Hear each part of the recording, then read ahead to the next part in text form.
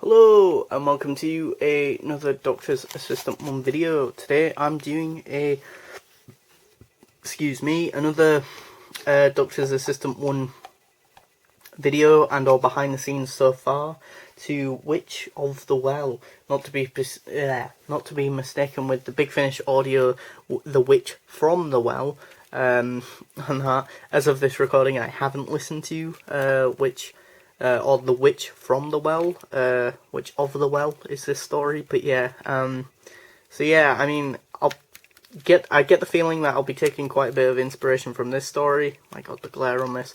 As well as my main inspiration is, I would say, probably the Shakespeare Code, because other than what I assume is going to happen in this story, which hopefully does actually have witches in it, but yeah, so that, and also will be an inspiration, that Big Finish audio, as well as the Shakespeare Code, which I oddly really like, and I say that because I get the feeling that there are quite a few people who really don't like that story, which is weird, to me anyway.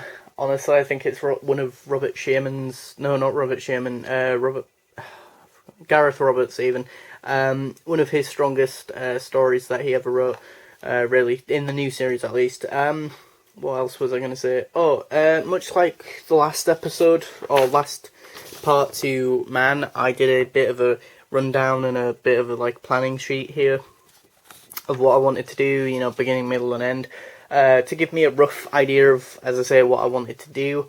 And that, oddly enough, I thought this video, or the actual part, the first part to this one, would be less than 10 minutes. It ran over, and it actually ended up being longer than the last one that I recorded. And by the time I upload this, it'll be a week since I last uploaded Figure Adventures, which isn't too bad of a turnaround. I've done huge ass gaps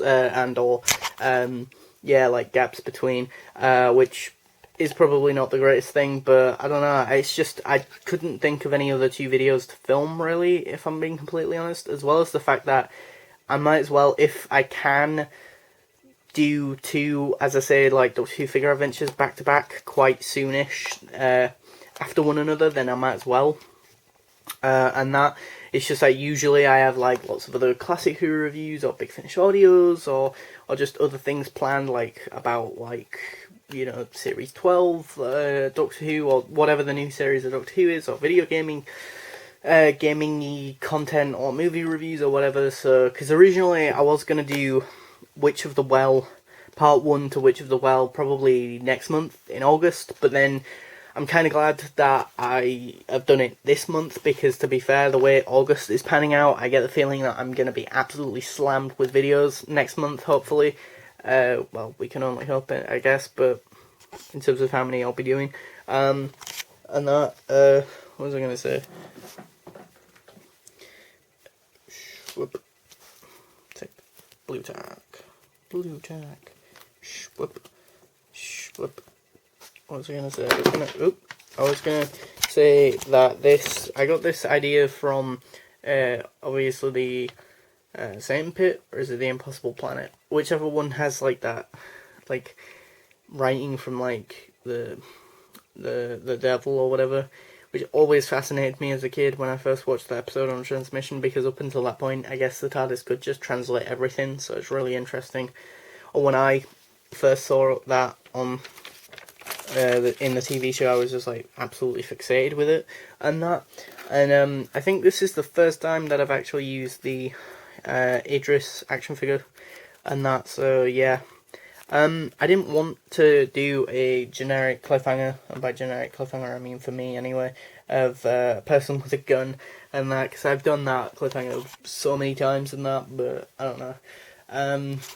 But yeah, yeah, I guess for me personally, the weakest part, if I was to point out a weakest part to the sort of story, would probably be the cliffhanger, but I don't know, it just sort of ended. But then, again, sometimes that just kind of happened in the classic series, as it were, as well.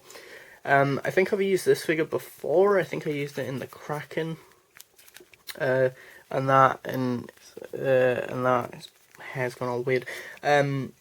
Way back when, which is ironic that I mentioned the Doctor Who Figure Adventure, the Kraken, because that's another episode that I was going for like a sort of historically episode as well, and that was also supposed to be kind of set, as I say, in like a sort of English villagey type place, and that difference is that one would have been just a normal sort of day. I make a big deal about the weather in this episode, and that there was also a bit of a joke I was going to make the Doctor say, which I kind of forgot to put, which is something along the lines of, oh, I like humans always talking about the weather and the small things, akin to almost like my own little spin and nod, if you will, to, you know, oh, humans, I love humans, always seeing patterns and things that aren't there.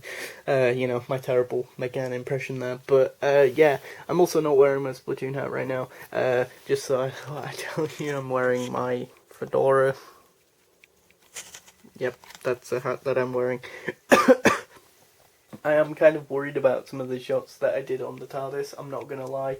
There was one where I was trying to get, like, Gwen to go like that, over that banister, like, railing, but I have no idea if that actually worked or not. Yeah, it was really difficult to do that, to be honest, but yeah, another sort of trope and thing that I consistently do is, yeah, the TARDIS, like, crashing and that. That wasn't really crashing, it was just a bit of a wobble, as I like to say. I should have probably had that said in the sort of story, as it were, and that should have been sort of actually in the final product, as it were, but yeah, yeah, and obviously the Doctor even mentions about the TARDIS being able to translate language, and that, you know, spoken or written, and that, and I think, again, if I'm not mistaken, in that two-parter, Satan Pit, Impossible Planet, Satan Pit, or whatever, I think the Doctor, David Tennant's Doctor, does even say something like that. It's just, I wouldn't know, it's been what feels like a lifetime ago since I watched that two-parter, but yeah, I get the feeling that there are probably way more Doctor Who witch stories out there. I mean, please do tell me in the comments section below if anyone does know or have any recommendations of stories that I could use as inspiration and that, yeah, and that, because as I say, at the moment there's just the one Big Finish audio that I have that, to be fair, I haven't even listened to, as I say, of this recording, and Shakespeare Code, so, you know. But yeah, I guess that's about it, really, for part one. It's this episode, or this whole sort of story is only going to be a 4-part story, so hopefully it should fly by a bit quicker, maybe. If possible, I will be doing maybe parts 2 and 3 next month.